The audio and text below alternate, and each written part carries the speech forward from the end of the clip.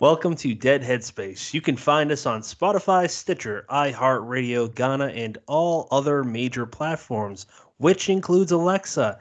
All you have to do is tell Alexa to play Dead Headspace podcast for the latest episode every Monday and Thursday.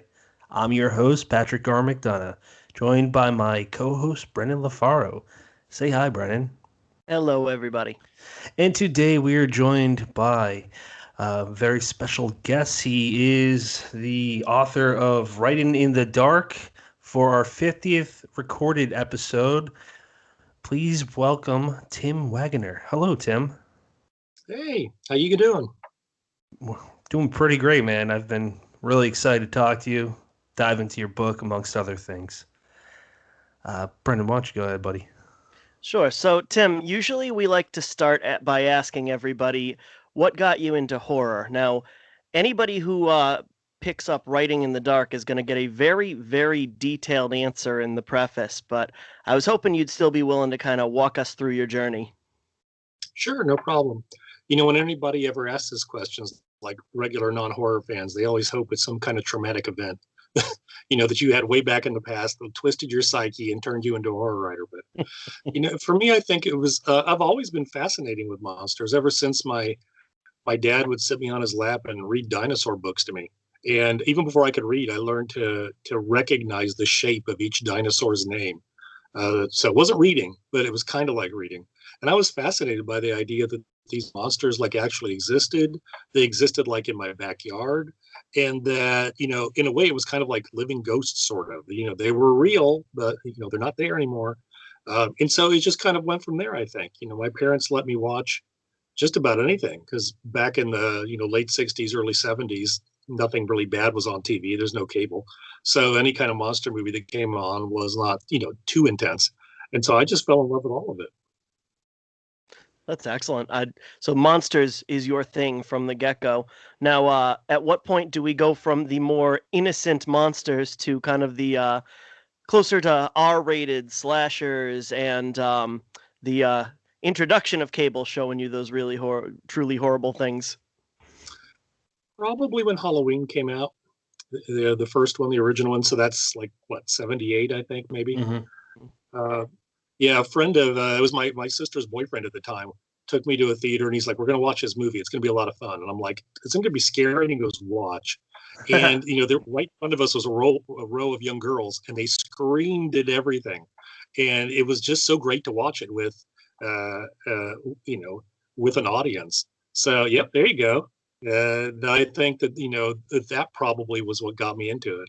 I mean, Fangoria helped too because I was a big fan of Famous Monsters magazine. As soon as Fangoria started, I had to get it, and so then I'd have to seek out these movies that they would be writing about too. I'm jealous, man, of you and so many other horror writers because I never got into Fangoria. Still haven't. I kind of missed that. But like you, I got into film as a young kid, and Halloween was one of them for me. I was born in the '89, so I'm a '90s kid. So I kind of got to see all the whole series in a row pretty quick back to back. Did Mhm. did you go to the theaters to watch any other Halloween movies? Was that your go-to series? Yeah, I think I've seen. I think I saw all the way through 5 in the theater, and then H2O I saw in the theater, and then the most current one. So I think I skipped 6 and I don't know, 7, 8, whatever. I don't know the numbers at that point. So, but I've seen most of them in theater. Yeah. Yeah, the remake one. I don't know about you, but I like it because it kind of felt like it was a continuation, a real Halloween 2, which is weird to say it like that because I like Halloween 2, but for a remake or whatever the hell they called it, it felt like it was true to John Carpenter's what he had in mind with the first one. Right. And it allowed it to explore different themes than you could have done back then, in terms of feminism and what is the slasher trope kind of done, and starting to connect a little more to like the wider society, stuff that just you wouldn't have done back then. So I think it's really interesting that the way they decided to revisit it. Yeah, absolutely. And there's two others coming out, which I cannot wait to see. in theaters, maybe. I don't know. I don't know how it's going to be next year. Um, Brendan, anything else on this subject that you want to talk about? So I mean, I guess now that we've kind of established your beginnings in horror, how does that start to translate to writing? You know, at what point do you say, I'm loving taking this all in, but now I want to kind of be the creator? Yeah, the when I first started writing, it was uh, just to give me something to draw because I wanted to be a comic book artist. And I figured, I wanted to draw a comic, but I needed a story. So, when I was in sixth grade, I started drawing this simple little comic. I made my friends and myself superheroes because I figured my friends would read it that way, because otherwise they probably wouldn't read it. And they hated my art, but they liked my stories, and it used to make me so mad because like I don't care about the stories, I care about the art. Um, but then I read an interview with Stephen King in an old Marvel black and white horror magazine. It was right after The Shining came out. And it just clicked with me that, being a writer was something a person could choose to do or choose to try to do. Just never occurred to me before. And so I started to think of myself more as a writer. I was reading a lot of all kinds of stuff, horror, fantasy, science fiction. So I started off trying to write fantasy, but my favorite parts were always the parts with the monsters or always the parts that were darker. And in short fiction, I often was writing horror more than anything else. And just slowly over time, I just kind of gravitated more toward horror. It seemed to be the kind of thing that editors and readers were responding to from me as well. So I made some conscious decision to try to explore that more. But it's always been my first love, so it was gonna it was gonna pull me in no matter what eventually. Out of curiosity, who are some of the comic artists who kind of influenced you, who you really looked up to? Gene Colan, I loved the stuff he would do on Tomb of Dracula. Mike Plug, I liked his stuff really well too. Bernie Wrightson, and a lot of the classic kind of horror artists. Everybody loved John Byrne back in the day when those things his stuff was coming out. His X-Men and his Superman. Um, God, there are so many. But I really enjoyed their work. Jim Aparo, I loved his Batman, and I could just go on and on. Yeah. I love Bernie Wrightson's work on Swamp Thing. That stuff is just like Mhm. absolutely unparalleled. And That's one of right. my favorites was always Steve Ditko's work on Doctor Strange. Yeah, Um, the color palette that he kind of injected into that, like really excellent stuff. yeah. He created a whole visual language that's been, used ever since, really. Yeah. Now, before we jump into your book, Writing in the Dark, I'm curious for when you were coming up and writing. What did you? Was there one or maybe a few craft on writing books that you really were attracted to and found yourself really taking in and using their advice on for your own writing? Yeah, I'd early on started reading Writer's Digest. My dad brought home a copy. I was probably 18 or so. Never, didn't know it existed. And so as I started reading it, I subscribed to it and I read Lawrence Block's fiction columns. Mm. And, I started, he would talk in there, about some of his how to write book called Writing the Novel from Plot to Print. So I had to get it. And that was back when you had to clip out the little order form from the magazine, and mail it by street mail with a check.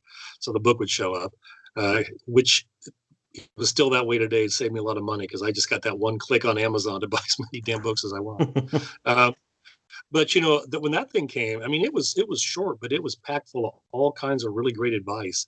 And one of the cool things in there is he advised reading 5 novels of the kind you wanted to write, and then going back and rereading them and outlining them Hmm. to see what you can learn from it. I did that twice, and it's amazing how much you can learn from that. But his writing about writing has been the most that has inspired me the most in terms of my own writing on writing. Yeah, I remember you talking about him in Writing in the Dark, and I thought that was pretty Mhm. interesting. It's a lot of helpful advice there. Brennan, on this particular subject, got anything to throw in? No, I'm actually going to take us right into Writing in the Dark because Sure. your comment on uh, kind of picking apart a favorite novel and outlining it. One of my favorite parts in Writing in the Dark, it comes all the way in the end. I believe it's the first appendix, where you took a short story you wrote when you were about 20-ish and just ripped it to shreds. Basically said, not necessarily entirely to shreds, but basically Right. said, here's what I did well, and I didn't, necessarily do on purpose. Here's what I did well consciously. Here's what I've learned at this stage and this stage and this stage of my writing. And it was so cool, plowing through the 20 odd chapters before it, kind of seeing everything come together. So at what stage did you decide like that was going to be kind of a necessary ingredient to the book? What made you think of that? Just trying to think of all the different ways that people could see, principles you talk about in a book in action. Because a lot of times, what you'll get in how to write books, you may get just essays that are nice, but they don't go into any kind of nuts and bolts detail. And so I was thinking, should I take maybe something that was in the public domain and take a look at it? And I'm like, no, because I don't really know how that was put together. The only stuff I ever know for sure how it was put together is mine. So, I try to use examples of my own stuff. In class, it's weird because if you tell students it's yours, they don't want to critique it. And if you put a fake name on it and they critique it, when you tell them it's yours, they feel tricked. So in a classroom situation, you can't win if you try to do that. But in this book, I thought, if I took something of mine, and then I realized I still had, just on, they were written on, typewriter right before PCs became a thing. I still had those things lying around, and I searched around and I found one of maybe the first horror story I wrote, or pretty close to it. And I thought, this will work great. And I also thought it would be just really interesting for me to see what I learned from it. I was surprised that it didn't suck as much as I thought it was going to. I mean, no way in hell is this thing even close to publishable, but I could see things in it that, if I was like a teacher talking to the student who wrote that, I could tell them, here's some good stuff that you have to build on. I also was surprised because it almost felt like I had lost some of that for years and had to rediscover it in terms of like writing with a really immersive point of view. I don't know if I did that, if I lost that somewhere along the way. I don't know. I just remember kind of rediscovering it later in my late 20s and early 30s. So just interesting to see that stuff in there. Now, maybe this went over my head, but the cover, is that a ghost or is that something else? The little mascot. Yeah, it's the nib of an old fashioned fountain pen with a Okay. little skull at the top of it. So it's supposed to Uh, be a stylized design like that. gotcha. That's pretty cool. I like it, man. Sorry, Brendan. It looked like I interrupted your question. No, that's okay. I couldn't think of the name of it. I knew it was that kind of stylized pen, but Mhm. I don't think I've ever written with one of those, so I wouldn't have been able to call the name to mind. Um, going again off that, I think one of my favorite observations was the whole thing about how you were like, I'm not really sure why I decided this was a Christmas story. It doesn't really focus around Christmas at all. And that's absolutely something I've seen in my own writing where I kind of begin with this idea. Maybe it's a title. And then by the time the finished product comes around, it's like it doesn't, this initial idea, this title doesn't make any sense anymore. And I've kind of become so attached to it that I don't even necessarily, it's too close for me to kind of say, okay, that, we need to lose that. Um, what's so interesting to me too is being able to kind of look at that work on a longer timeline. I have not been writing all that long, um, and I'll go back and look at a story I wrote even like a year ago, a little more than a year ago, and the first inclination is, oh, that really sucks.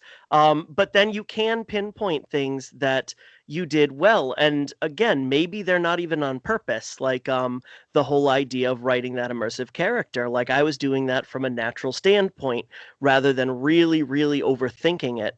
Um, Long-winded way of saying that chapter really gave me a lot to think about. I really enjoyed that. I think that was a very, very valuable asset to the book. I'm so glad to hear that. The part that I enjoyed is, I mean, I like everything I've read, but something that I really enjoyed was reading how there's like 3 or 4 different authors at the end of every chapter. And I just took screenshots of a few of them. Just they're short. One of them It's by Craig Spector, best-selling author of Turnaround. And the thing that caught my eye with him was he said, right from the inside out, crawl inside your characters, make us care about them living, then we'll care about them dying. That's very simple, but I never thought of it like that. I mean, it speaks volumes. Yeah, we're these are fictional characters, so he's right. You got to care Mhm. about that, or why are we gonna give a damn if they die or not? Right. How'd you pick? I know you said in your book that is kind of random, but was there any decision on who goes in what chapter at all? Who gets paired with who? Other than just trying to kind of balance it out between veteran writers, newer writers, male and female, American and non-American, whatever. I just Mhm. tried to like kind of stir it up, and mix it up really good like that. But otherwise, I didn't worry about thematics. Like it didn't matter if they commented on something that was in the chapter or not. Uh, I kind of wanted it to be its own little parallel book, sort of. Oh, okay. No, that makes sense. There's just one more I want to read out loud because it's interesting as a reviewer too, man. By Norman Prentice, editor of Cemetery Dance Publications, Electronic Books Division. The part that I really liked was don't self-publish unless your fiction is thoroughly polished, and don't worry if your print publisher doesn't get things out quickly enough. That simply gives you more time to have a follow-up novel or collection ready to go. Um, I mean, it makes again simple quote makes sense, but it's something that I don't think a lot of people think about because it's a slow process. And I know from speaking to other authors that the more traditional route, the longer you're gonna have to wait. I've heard some people have to wait 3 years to hear back from a publisher if they even like it. So I Yeah, think if it's an if it's a big enough publisher, that can happen. I just think it's an important lesson. It's something Mhm. that takes a long time to get used to. I think there's Sanderson. What is it? Brandon Sanderson, the fantasy writer. I heard him say something about basically it takes 10 years to really see results in your writing once you focus on it. Um, I've only been going at it for 7 years, and I've only seen my first professional sale in the seventh year. So yeah, I mean, I'm sure it's different for other people, but what's the number one thing that students that want to be writers, what's the one thing that they kind of all fall victim to? What are their pitfalls? First, I'll tell you, 10 years is what I always heard when I was coming up too. It's about Oh, how okay. long it is. Hmm. So, I mean, some people, sooner, some later, but 10's average. And it was about that for me before I Okay. started professionally. I sold to a few small press places, but first professional sale wasn't until I was 30.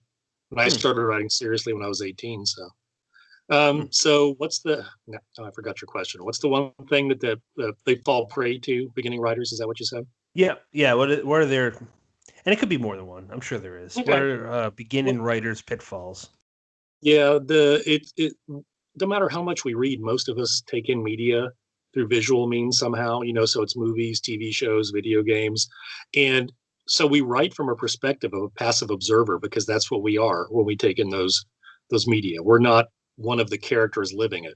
So it's really hard to convince people that what you're supposed to be doing is imagining you are someone else doing these things, and these things are happening to you, as opposed to you are sitting way back and watching. It's kind of like the thing that Craig said. You have to like get into your character's head. One of the things I'll show in class is that back when I could actually attend physical classes, because right now they're all through Zoom. But one of the things that I would, and for some reason I can't play video on Zoom, it crashes every time. But if I do like in a regular classroom, I'd show the students a clip from one of the Jason Bourne movies, and it's Jason Bourne fighting this assassin, and eventually kills him. And I say, whose point of view is that from? And they think and they think, and finally I have to tell them it's from yours. It's from the audience's point of view.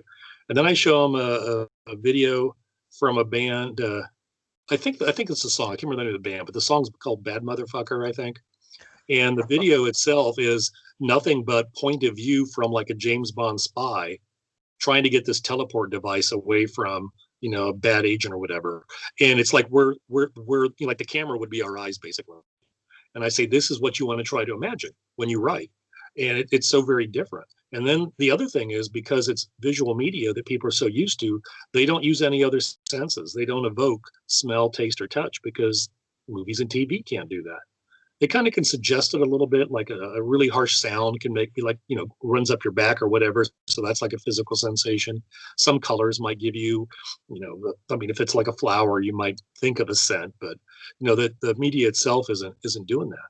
And sights, senses like sight and sound, they're our strongest senses, but because of that, in many ways, they have the least impact on us. Hmm. Our weakest senses, smell, taste, and touch, anything that we experience with those senses, that has to be in contact with our body. So they're very, very intimate and powerful. Hmm. And plus, it could be dangerous too. Something could be touching you that could hurt you. So, I mean, people really need to learn to evoke all of those, and plus people's thoughts and feelings, and all that stuff that goes on. We experience reality as this constant swirl of all this data that we have to figure out what to pay attention to. And the more that you can learn to write like that and recreate that on the page, I mean, no other media yet can do that. It's one of the things that fiction can do that no other art form can do yet. Uh, I don't know. Maybe I'm biased, but I think writing's probably gonna always be the best, man. It's just because even if think about it, even virtual reality, surely eventually it'll be a point when it can manipulate all your senses. But I mean, like we can picture something 10 times crazier than what we see. It's the trick in horror movies or horror books. If you leave certain things out but suggest it, 9 times out of 10, unless it's like the girl next door, it's gonna just be more impactful if you suggest it.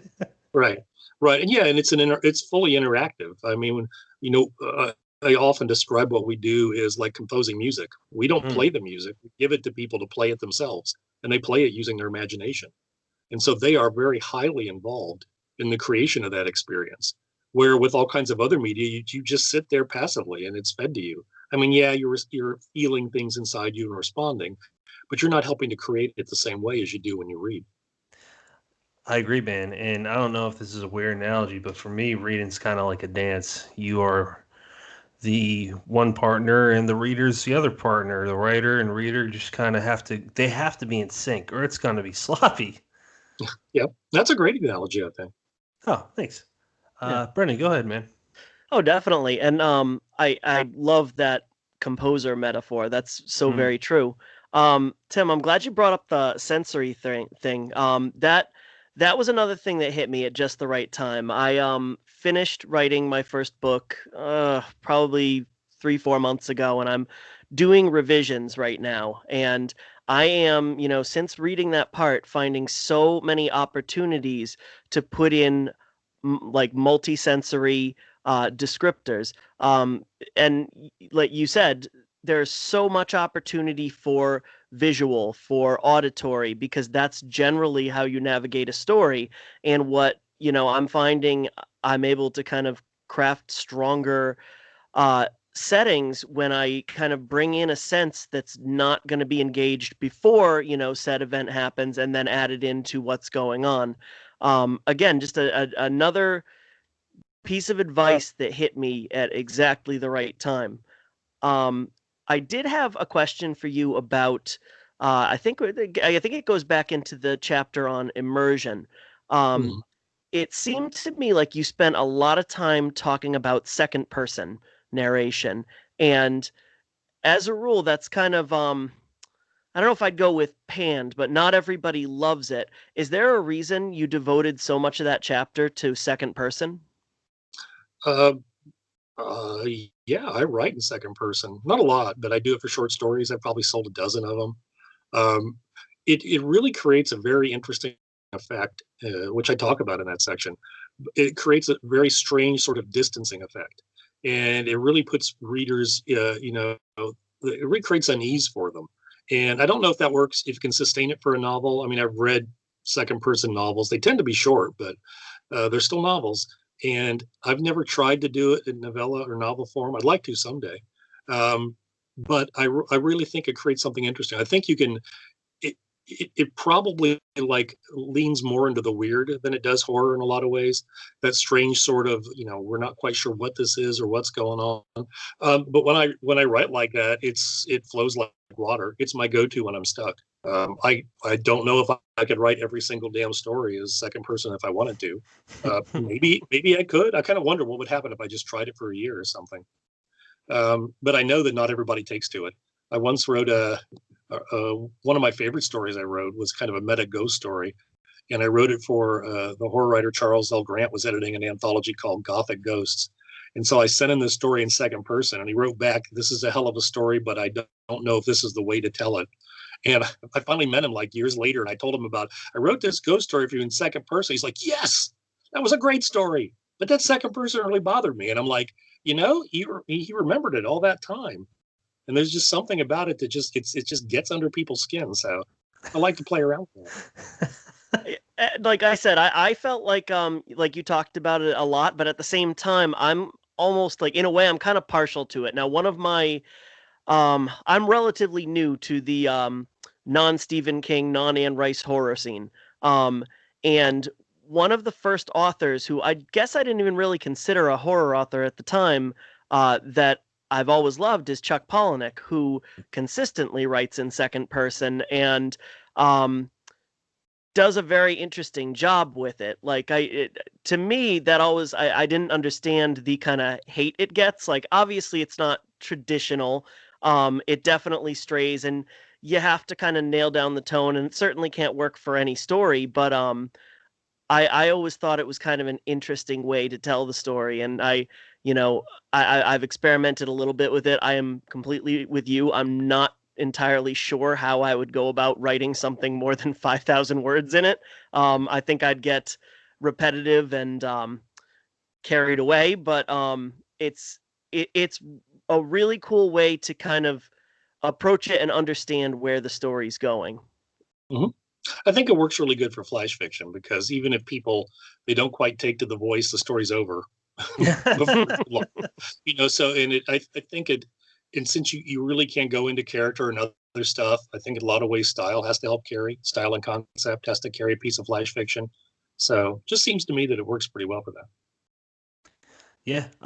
There was actually, while you guys were talking, I remembered the reviewer bit. And I forget who said it, but there was one of the authors wrote how it's basically, I'm paraphrasing, that it's basically never a good idea to say anything in definitive terms like, I don't like this book, no one's going to like this book, or no one's going to like this tone.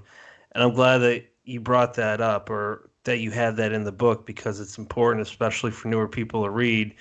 Because I know when I was starting out reviewing, I would look at some reviewers and I'd be like, oh, they know what they're talking about. That's got to be the way. But different, different routes for different people, basically. And that's really it. Terrible way to end that comment, but I appreciate you putting that in the book because I think it's really important for even non-newer people to the scene to have that reaffirmed in their head. Right. Yeah. I read an article once about creativity, and the author was saying that we produce so many things, but you don't know what you do that might last. And the example that he gave was the band, I think Toto, who had that big hit Africa. It's still, 30 years later, that was the song. That was their least favorite song on the album. They threw it together kind of at the last minute just to fill the album up, just so they had enough songs. And it's become like this giant legacy of theirs. The premise is that the creators don't know. There's no way you can tell. You may love something and nobody care about it. You may think it's just something you dashed off and it may become a classic. So I think that, I think it's good to kind of follow your instinct sometimes, even if it goes against the conventional wisdom. I agree. And imagine, I know that the author's unknown, but imagine the author of Beowulf. What else? That can't be the only thing that person, be it man or woman, wrote. So imagine what else they created back then. I mean, before it was even publishing was even a thing. I know this is a weird example, but that's one example where they definitely want to. It's been like thousands of years, 2,000 years, something like that. No, probably longer. It was definitely longer than 2,000 years. Well, anyways, William Shakespeare too, man. I'm like thinking I'm sure he didn't think 500 years from now people are still going to be reading my plays, and you got a list of other people, so I agree. When you go into writing yourself, I'm rambling on. So when you go into your own writing, is there ever a time when you have said, you know what, I think this is going to be the one that sticks? That happened to me. The story I wrote that was my very first professional sale, and it was weird because I was doing a writer's workshop at a convention a long time ago, and with me was Gary A. Bronbeck, wonderful writer, and Charles Coleman Finley, who's now the editor of the magazine of fantasy and science fiction. Hmm. And somebody just asked us, like, what was the thing you read? When did you know that you wrote something good enough that it was going to sell, like, to a professional market? And we all told the same exact story. We were working on a short story. We got like 2/3 of the way through. We realized how good it was, and then we got scared we were going to screw it up, and we stopped. And then we all like took a deep breath and went back to it and finished it. And I don't know how often that happens to people. Maybe it's just a big coincidence that it happened to the three of us. But yeah, there are some times when you write something and you think, yeah, this is pretty good. Other times it may just be like bits and pieces, like this is a really cool sentence or a cool paragraph. But like a lot of writers, I'll write something and I think it's garbage until an editor tells me it's okay. I still do that. I'm like, I breathe a sigh of relief when the editor's like, "Oh, I loved your story." I'm like, "Thank God," because I thought that was a piece of crap that I turned in. So it's so sometimes maybe sometimes you don't. I don't know. Most of Was the time, your I guess. was your first one was Mr. Punch, right? That's right. Yeah. Yeah. And then Ellen Datlow probably made you realize that, okay, she knows what the hell she's talking about, so it's pretty good then. Yeah. She chose it as one of the recommended stories for that year, and I was like, "Oh, this is awesome." But the best thing that taught me was that once I finished it, and I gave it the ending that I felt it needed. And it was a very surreal, abstract ending, nothing like I ever tried before. My writers group, I had a buddy I was exchange stories with, lived in another town. They all wanted me to change the ending, and I tried, and everything I came up with was horrible. And so I said, no, this is the way it's supposed to be. I know that, regardless of whatever the hell else happens to it. And then it became my first professional sale, and and then Ellen did pick it for a recommended list. So I mean, when you feel that strongly about it, I think it's important to stick to your guns. How did she stumble upon your story? Oh well, she for the when she does like the best horror of the year kind of anthology, she reads so widely. Mm. Editors send her things. She requests things. So and that anthology was called Young Blood, and the premise was that all the horror stories in it had to be written by writers before they were 30. And so they had like a King story and a Poe story and a Ramsey Campbell story, but all those were done before they were 30. So that's how they got the famous people in there to get people to buy the book. But everybody else were, new writers. And so that may have attracted her attention too, because it was like basically sort of introducing, a whole bunch of new writers to the field. So I don't know. I'd have to ask her. You know, I think it's fair to say she's like the editor when it comes to horror anthologies, man. Mhm. So, I don't know. Hats off to you. That's really awesome. Brendan, you got anything to add to this, my friend?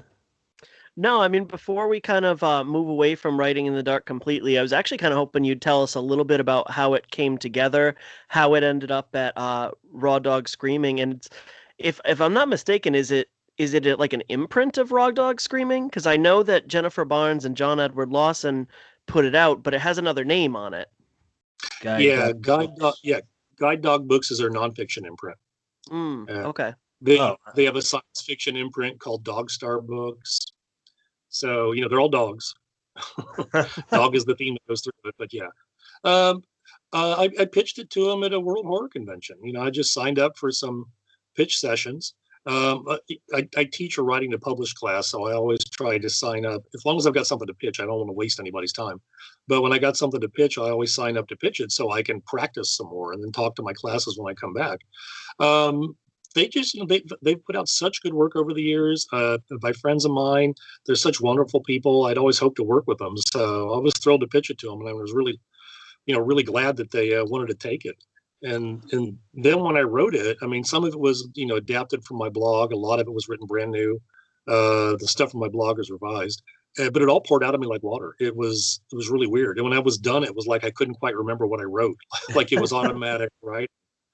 I mean, I remember I was on Hunter Shea's Monster Man podcast, and he says, "What about those two questions you asked all those writers?" And I was like, "Yeah, I don't remember what they were.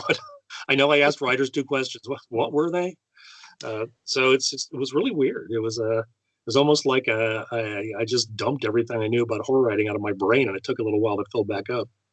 You know, speaking of Hunter, we talked to him last week, and Mhm. we brought, because at the end of almost every interview, we ask, "What are you reading?" And at the time, I said, "Writing in the Dark." And at one point, I'll tell you this too. For me, I feel like this is gonna be one of those books that, because all I hear about from people that are newer to reading, that, and I'm not knocking it. Stephen King's On Writing is like the golden child for Mhm. what you should read. I don't know if that's true. My sample size isn't very large, but I think that you absolutely have a chance at contending because of Hunter said it best. It's not the words I'd use, but he said On Writing by Stephen King is like an old man telling stories to you, whereas Tim Waggoner's Writing in the Dark is ways that he's helping you learn how to write and learn the craft. And I mean, I kind of agree with that because with On Writing, it's part autobiography, part lessons on the craft, and they're different. Yours, Mhm. you put your stories in here, but they're so closely they're interwoven with the lessons. So I don't know, man. As someone that's been writing a lot less than you, 7 years, that's it for me. A lot less time than you. I found it to be incredibly helpful, and it's something that I know me and Brendan are going to return to. I'm so glad to hear that. Thanks. I mean, I wrote it to help people. That's the most important thing to me. So I'm glad to hear it works for you guys. Yeah. Um, and Brendan, is that it for On Ryan, or are we good to go to the next I segment? guess I would throw in one more thing so you can stop asking me if that's it. But Usually we text this, so I apologize for us. no, no, no. Sounds unprofessional. Um, I I would just kind of echo what you said about how the anecdotes were more woven in and related to the topic at hand, rather than just I'm going to devolve into a story that takes us very far from the main point. Um, I like how we kind of get that. Here's what an issue for newer or even veteran writers can be. Here's how I've seen it and approached it. Complete with a story or even an example from your own writing. And then the exercises is huge too, because if there is, if anybody's listening to this looking for a book to kind of walk you through the beginning steps, or really just take your writing to the next level, you can find a topic that interests you.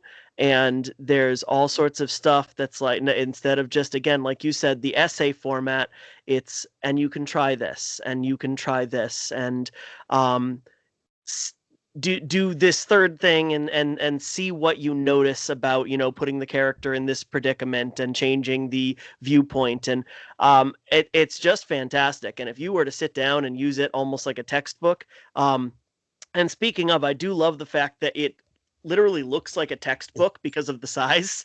Yeah. Yeah, that's, But if you were that's to what use that Jennifer as wanted to do. Okay, that that was makes that was sense. that was Jennifer's idea. Yeah, Um, to make it look like a textbook. Yeah. Yep. But if you were to sit and use it as a textbook and study your way through it, I think that you'd just learn so much. You'd immerse yourself and you'd come out like a brand new man or woman.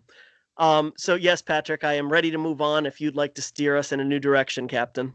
Of course, I would absolutely like to talk, and I'm glad that I saw this. I jumped on Twitter a little bit before we talked, and I'm glad I did because I saw that Weird Tales' next issue, 364, has been announced.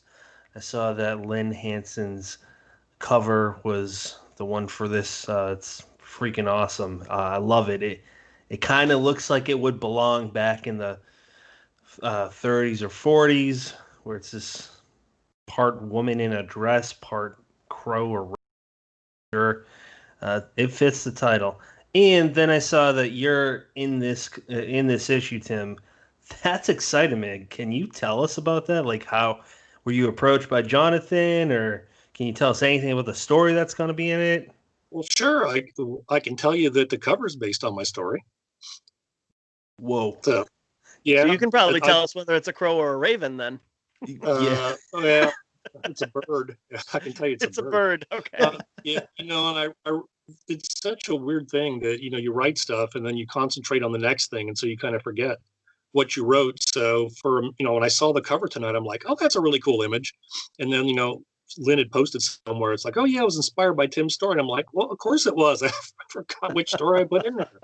Um, now, Jonathan contacted me and asked he had some room for some flash fiction. He's like, hey, could you write me a flash fiction story? And the story's called Feathers. And I'm sure I used this in Writing in the Dark somewhere.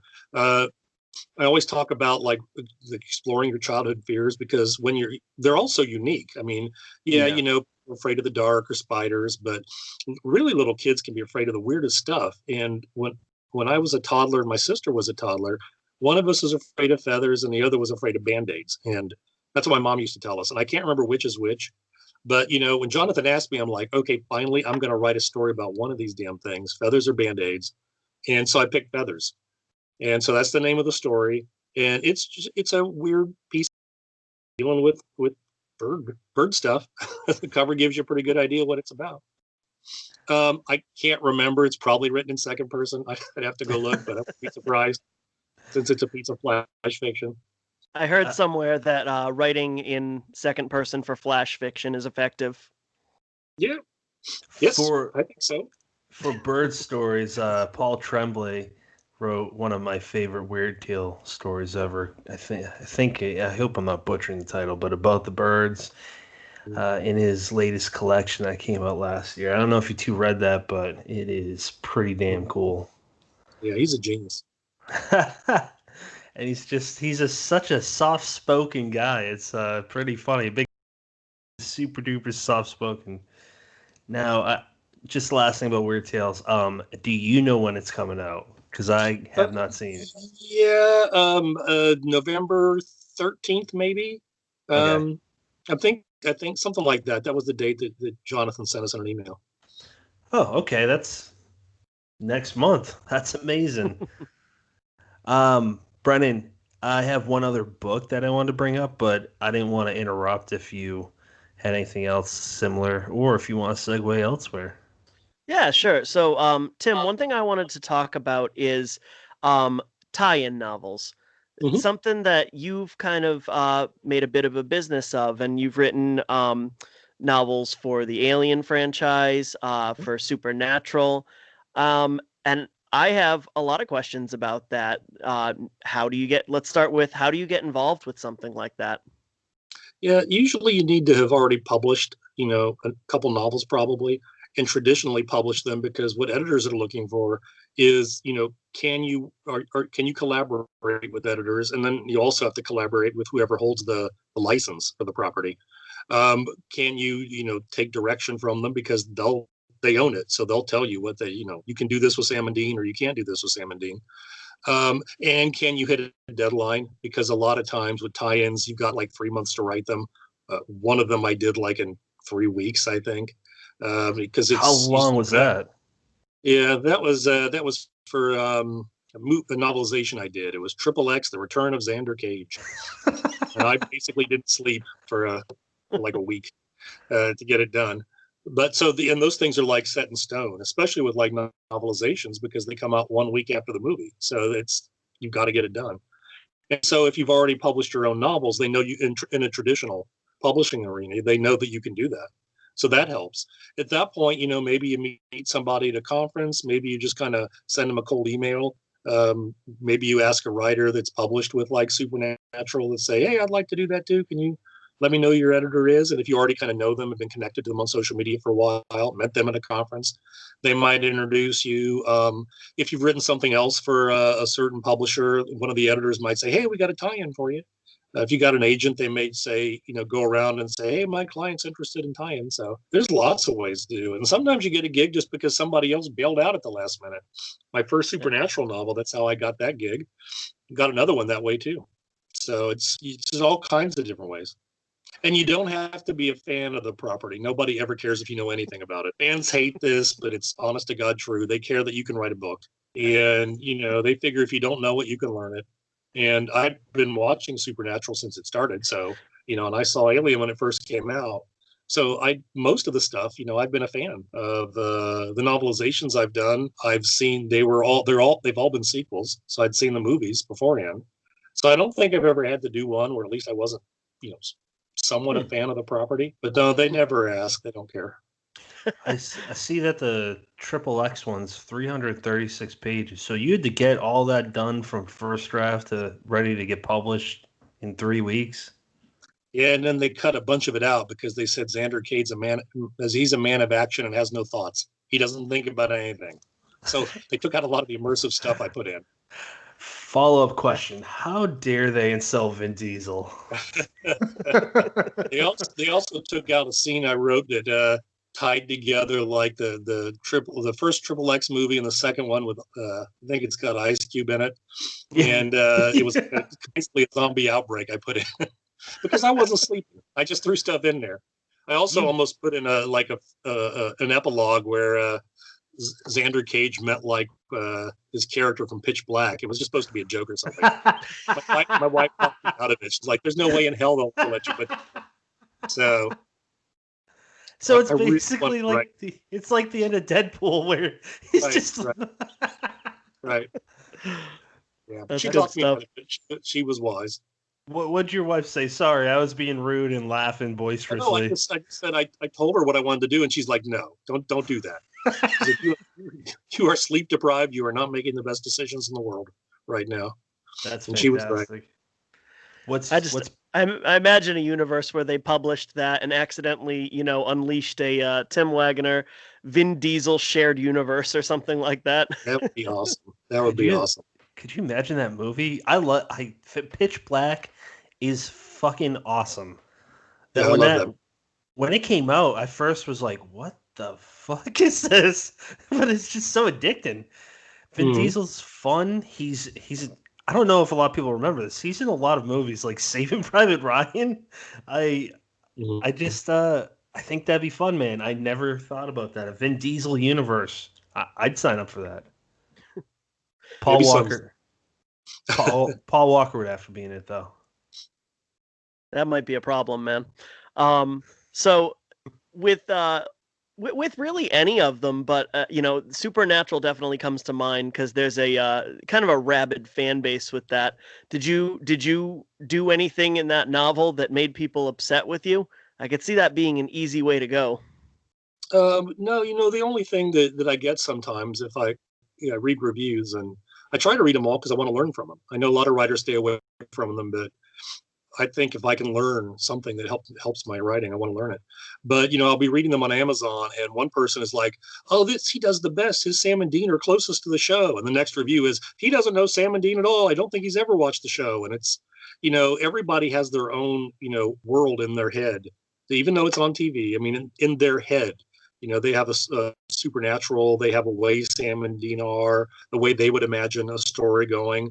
And so, my books are just one way.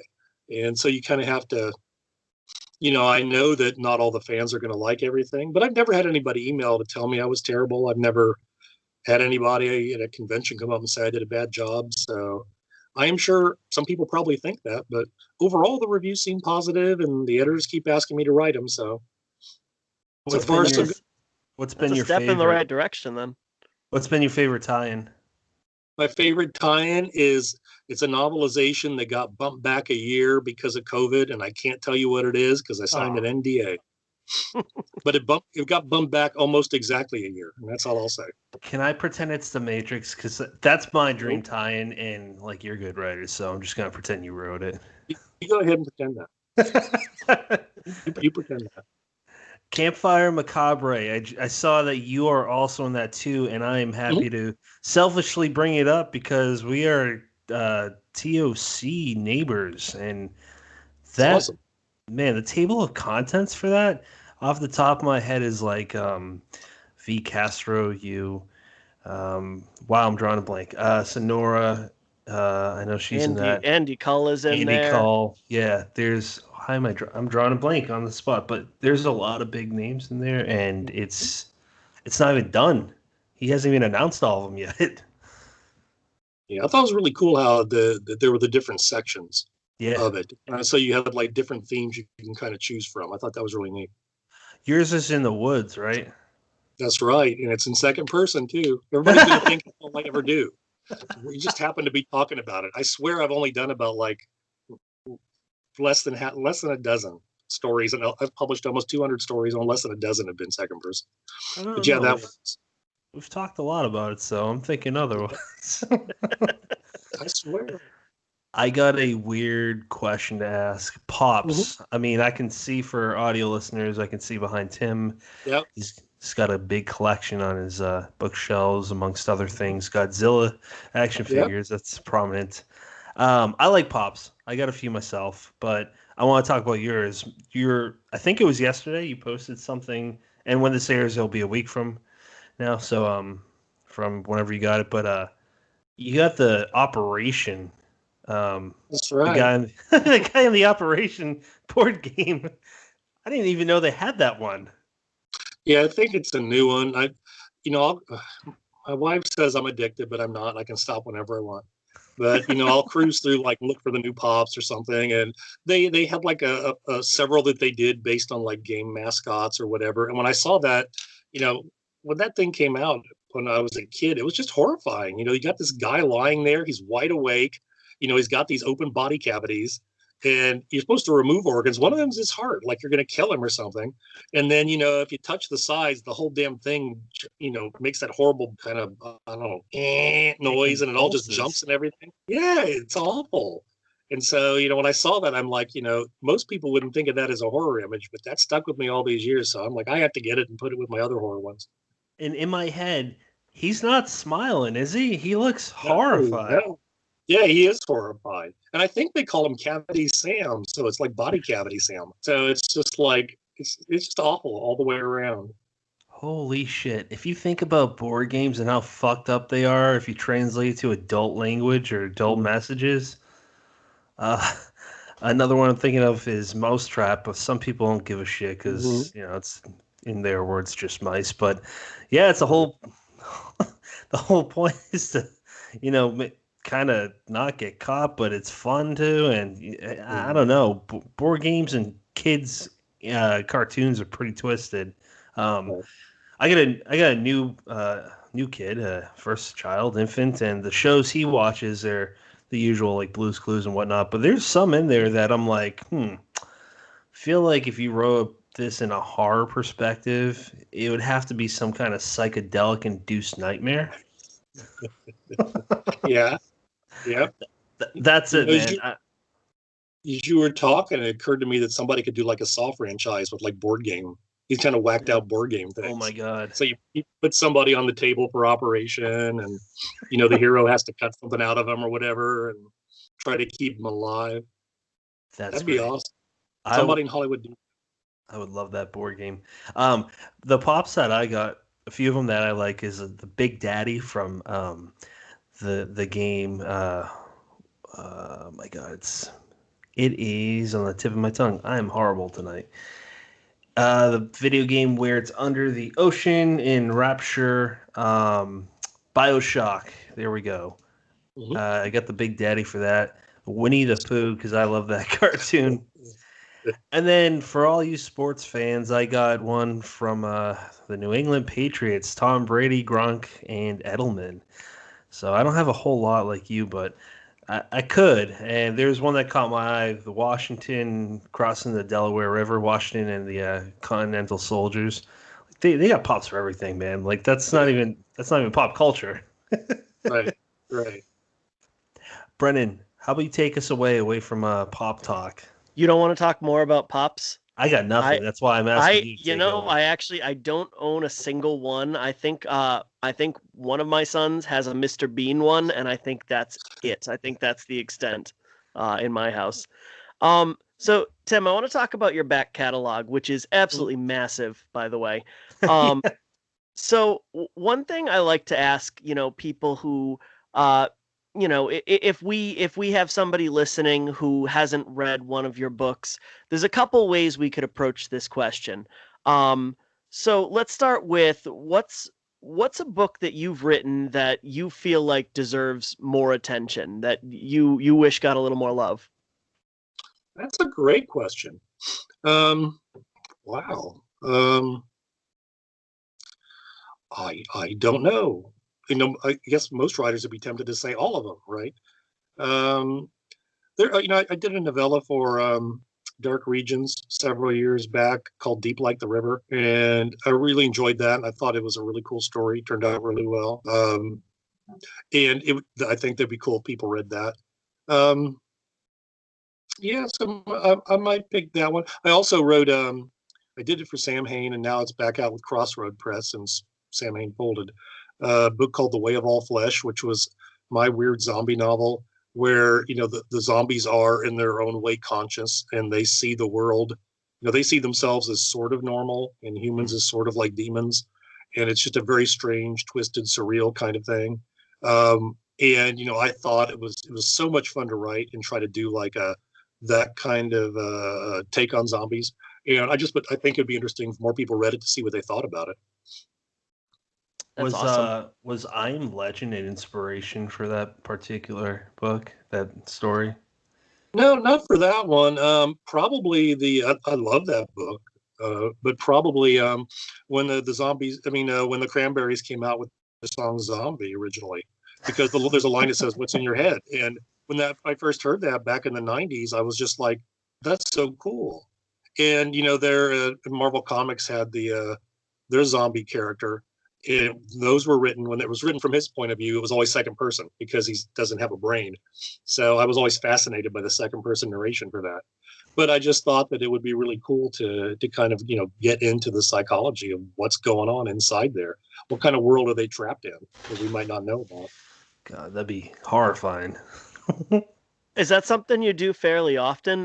Grab a line from a movie or from a song and just completely run with it? Or is that kind of an isolated incident?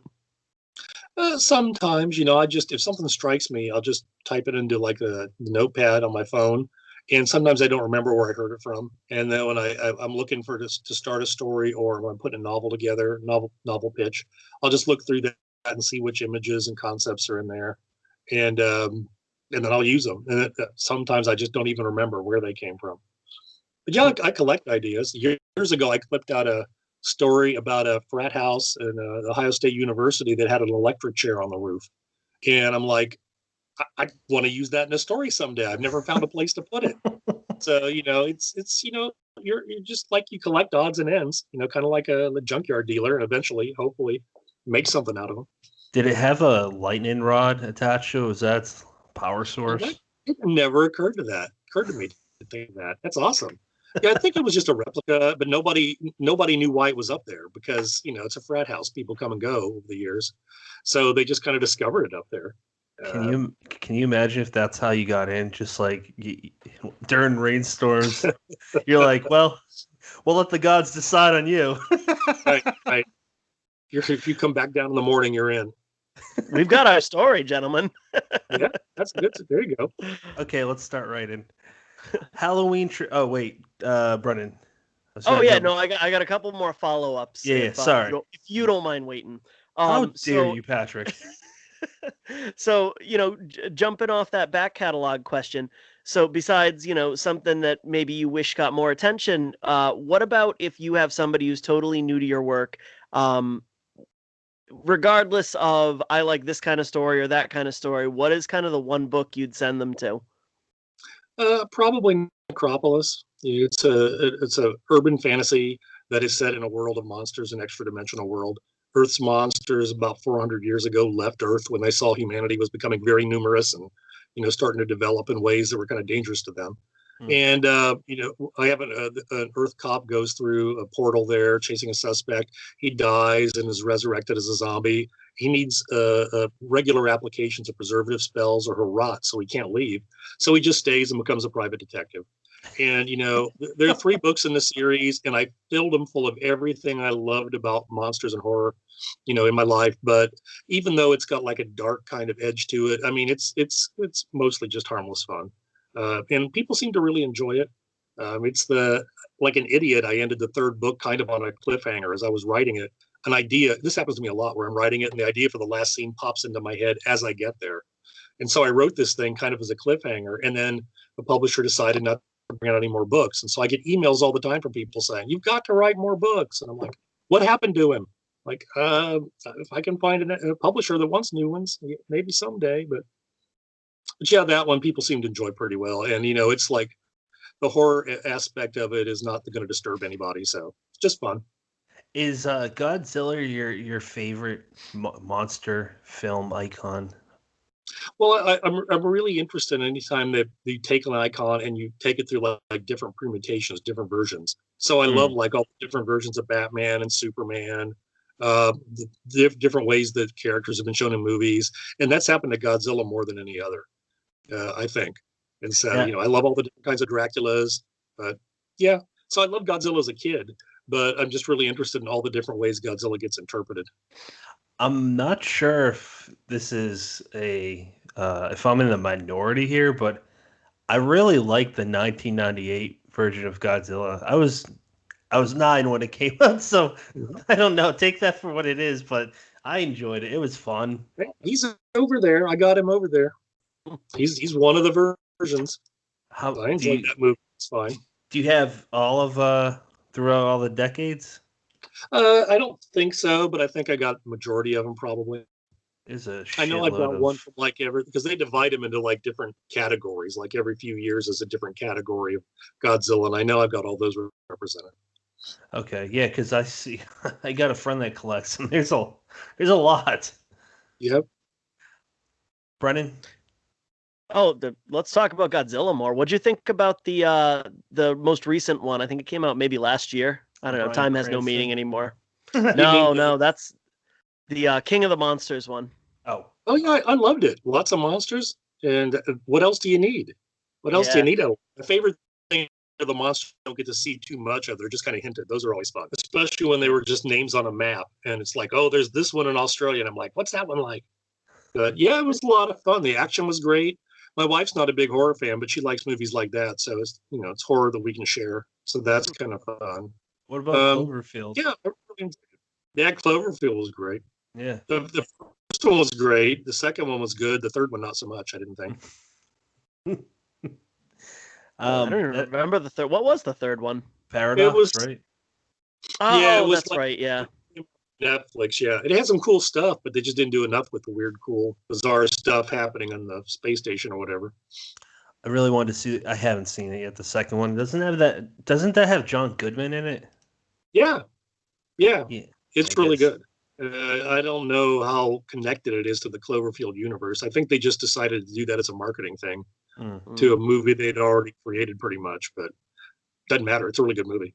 It's really worth watching. The performances are great. Another good movie that Goodman's in that I don't hear many people talking about is Red State by Kevin Smith. I still need to see that. If I didn't know that Kevin Smith wrote and directed and probably edited it, I would not think that that was his film. It doesn't feel like anything he's ever done. Mhm. I think it's fantastic. It gets dark, man. It's real horror. Do you know what it's about? Yeah, yeah. I just never have a chance to sit down and watch it. Yeah, there's so many things, man, to watch. Now I would since it's October, and when your episode comes out, it'll be 1, 2, 3, 4, 5 days before Halloween. I was wondering if you want to talk a little bit about Halloween. Sure, Well, Halloween's awesome. first off, do you have any memories from when you were younger about Halloween that really stick out, good or bad? Yeah, it's one of my first memories.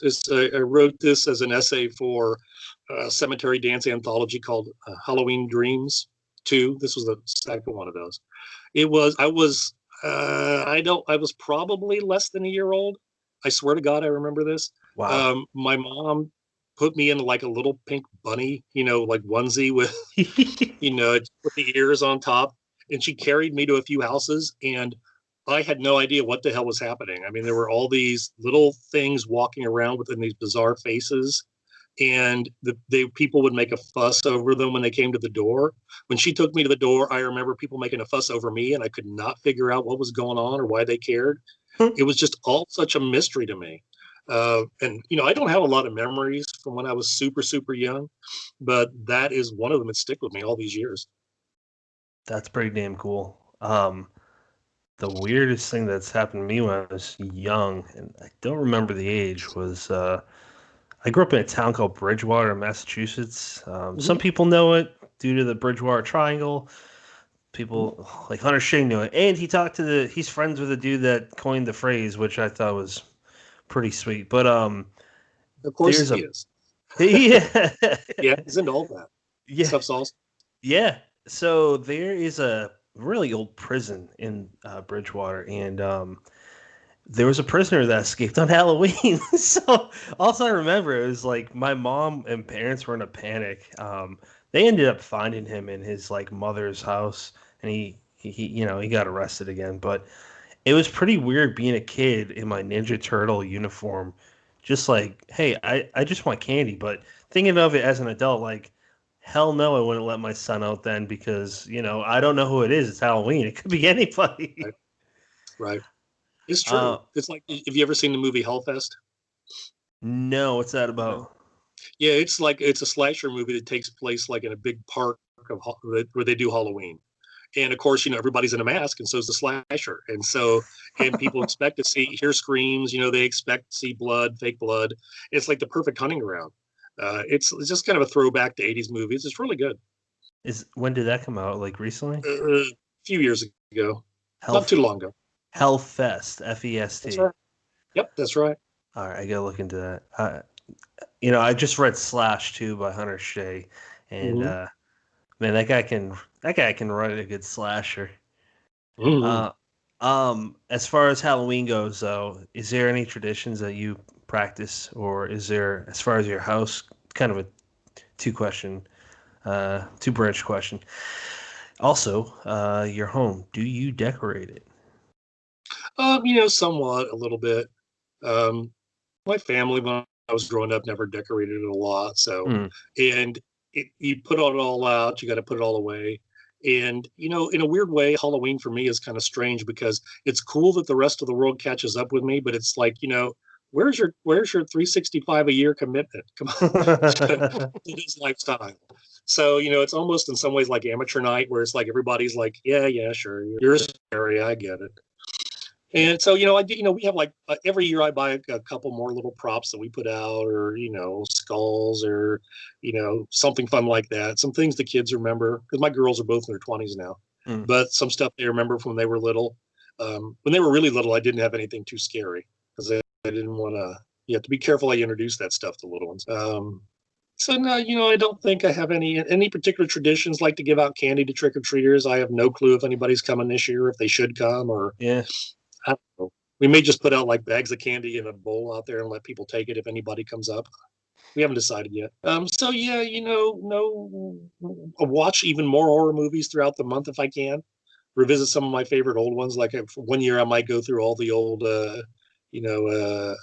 American International Pictures, Edgar Allan Poe movies, or hmm. I might do Hammer movies, or watch all the Friday the 13th movies, or something like that.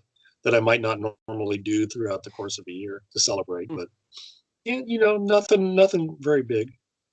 That's a good point how you brought up amateur hour. Because what other genre has like a national well, actually, it's not just national. I know it's international holiday where everyone's down for 1 month to just celebrate the scary and spooky stuff.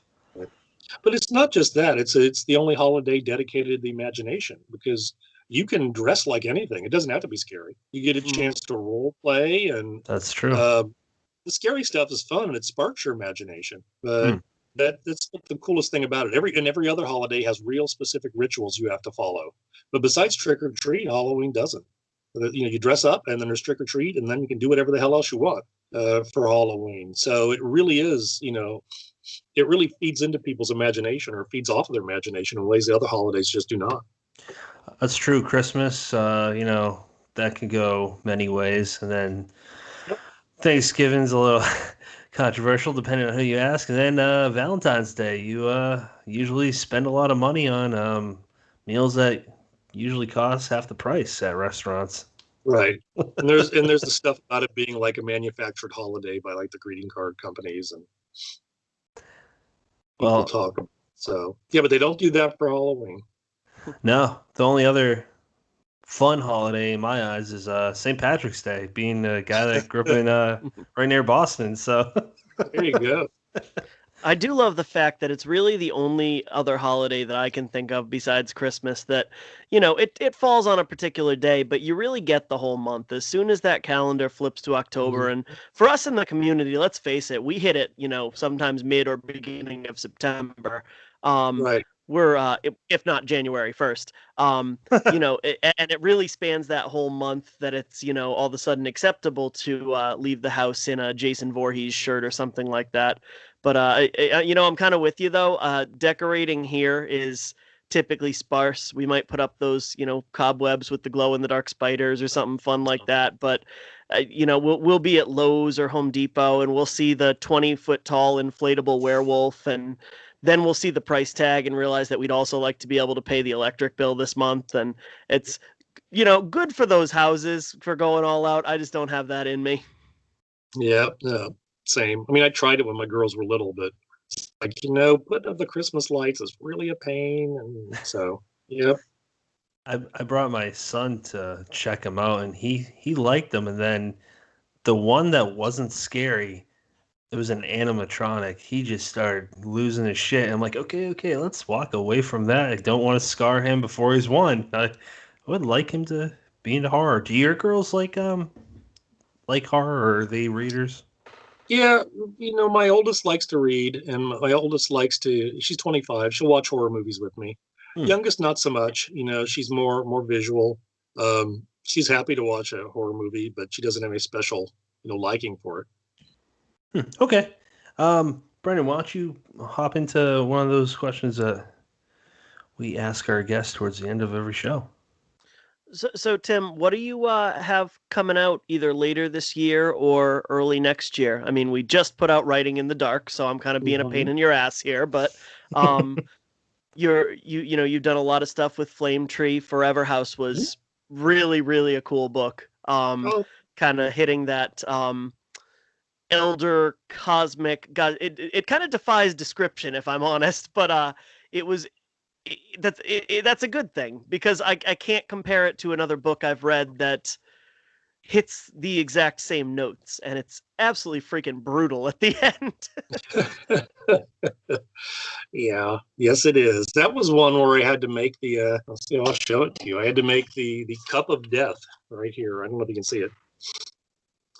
Because I couldn't decide who to kill off in what order. So I put all their names in the cup and I drew one. And the first person that came out was the only person I didn't want to die first. So I put her name back in the cup. I shook it up and I gave it to my daughter, and she pulled out the same damn name. And I was like, fine, You fine. had I to will do kill it. off this character first then. I have to do it. I've got another book from Flame Tree coming out in March. It's called Oh, Your Turn to Suffer. It's about a woman who a mysterious kind of cult keeps telling her she needs to confess and atone or suffer, but she has no idea what they think she's done and what she's supposed to do about it. And they start dismantling her life more and more as she's trying to figure this out. And I don't know when it's coming out, but I've written another one for Flame Tree called We Rise Again or We Will Rise. I can't remember which one we settled on, but it's about a ghost apocalypse. It's like ghosts appear all over the world and just start causing all kinds of havoc. you know what? Now you guys brought up Flame Tree.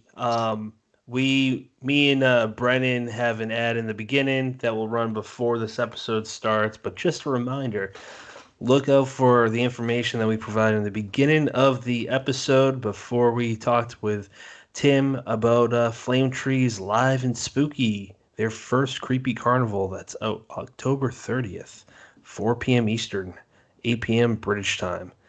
More information in the beginning. Just a reminder. That should be a lot of fun.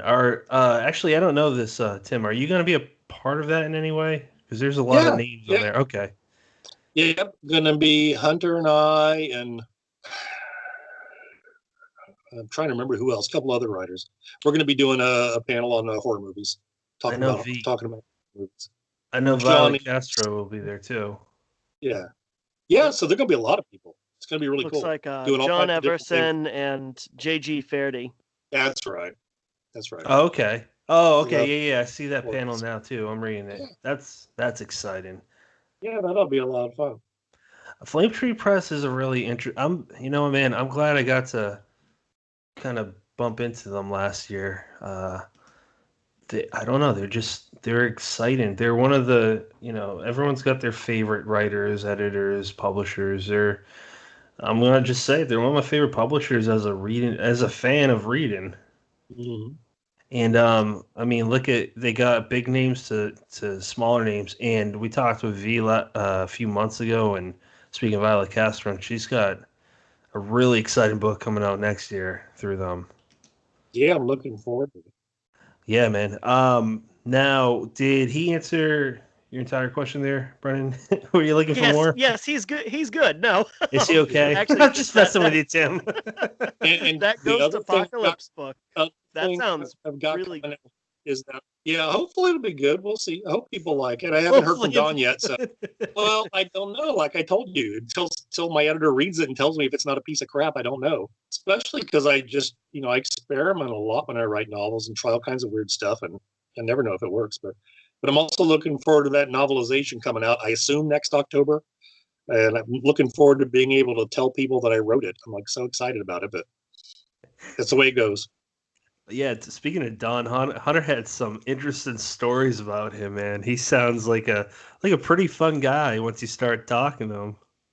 Oh yeah, he's great, and he's a really good editor. And I really think that you were talking about Ellen Datlow earlier. I think Don has done a lot too, a Yeah. ton Yes, to for yes. horror to really promote it as a genre and bring so many different new authors and different types of authors, into it. So yeah, I'm thrilled. I've worked with him at Leisure and Sam Hain and Flame Tree, and I'll follow him anywhere. Yeah, man. I know he's worked with a lot of big names. For me, Don and Ellen are probably in their own category. I don't. I'm not like the most educated guy on editors, so maybe my opinion doesn't matter a lot on this. But from where I'm standing, it's those two. There's a lot of other good ones, of course, but I mean, it's longevity too, and they've got it. Mhm. Yeah, Um, and I'd add in Tom Monteleone's Borderland series too. okay. Since he's always been trying to find things that push the boundary of what the genre is. Hmm. Yeah, that's a good point that you bring up. Now, what are you reading? Lots of Ramsey Campbell lately. Just there are just some novels of his that I didn't hadn't read over the years, and I'm just kind of going back. And for whatever reason, I'm a very moody reader. Once I kind of just start something, if it's I'm into it for a while, and then eventually I might move on to something else. Yeah, but right now it's Ramsey Campbell novels. Yeah, he's a fun guy to watch on Twitter. He just comes off like a gentleman, and it's weird. The society that we have on social media, everyone's ready to be snarky and jump down each other's throats, but that's not his approach, and I really like it. It's Mm-hmm. refreshing. Yeah, I know exactly what you mean. Brennan, what are you currently reading? I am about 75% through the anthology that Gemma Amore, Laurel Hightower, and Sina Paleo are putting out. We Are Wolves. It's coming out in sometime in November. I'm not actually 100% sure there's a release date set for it, but it is really something. From the time from when this episode comes out, Brian Keene had posted a blurb for it, maybe a week before, a couple days before, and he loved it. He said he was really floored by it. Putting words in his mouth a little bit. That wasn't his exact words, but he loved it. And I can absolutely see why. Every story is very, very strong. It's vicious. They go for the jugular throughout, and it's really cool. I'm loving it, and I'm about to start Cassie Daly's story, friend of the show. I read an early version of it, and it was fantastic. So I'm very excited to see what the final version looks like. Nice. How about you, And Pat? I'm just reading Haley Piper's The Worm and His Kings. It's a novella, and Haley's an excellent writer, but what even made me more excited, I was like, okay, well, there's a quote by Mary San Giovanni on here, and that is, her blurb is, one of the best cosmic horror novels I've read in eons. So coming from the queen of cosmic horror, I would say that's pretty ear perking. A very noticeable thing when she says something like that, same as Brian Keene. It's worth noting that that's a book to chase. And so far, I got to agree with it. It's got these descriptions in there of this one character named Grey Hill. It's just it's eerie stuff. Yeah. Um, Now, Tim, is there anything that you would like listeners to know before we call it a night? Oh, I don't know. I can't. I've never. Nobody's ever asked me that. Just listen to this show every time it comes on. Listen to every episode because it's awesome. You can't do without it in your life. Well, thanks, man. I appreciate that. So now I'm thrown off. So this episode will air on October 26th. So if you're listening to this episode now, that means you have exactly 3 days until we have part one of our Halloween special with Michael David Wilson, and the following day will be part two, concluding a two-part series with Bob Pastorella, where we talk about things such as their watching, their upcoming novel. We talk about their individual writing careers. This is horror, how Bob got involved with that, and a lot of other things. Michael David Wilson's episode was a little silly because some knuckleheads that host the show had a few drinks in them. So Michael David Wilson felt very comfortable to the point where he told one of the hosts, me, to shut the fuck up. which which we took it with a laugh and continued talking. But it was a fun time. Um, Tim, we really appreciate your time here, man. It's been a real pleasure, and it's been interesting to talk about your book, Writing in the Dark, because, I mean, like you said, when you read it, it's kind of like in your head. But then when you talk to the creator, I mean, you kind of reassured a few things. There's nothing in question on my end, but it was just cool hearing you kind of reiterate a few points in your book.